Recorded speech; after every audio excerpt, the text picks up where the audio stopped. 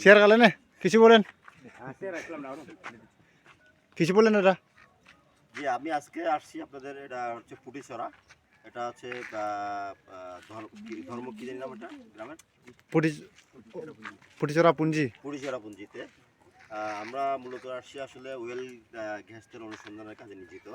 কিন্তু আজকে বছরের প্রথম দিন 2023কে তারা বিদায় দিয়ে আজকে 2024কে তারা গ্রহণ করতে যাচ্ছে।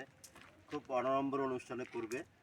আমার মনে হয় খুব মজাই হবে। তাদের যে সাজসজ্জা দেখে মনে হচ্ছে তাদের মানে এই অনুষ্ঠানটা খুবই সুন্দর হবে।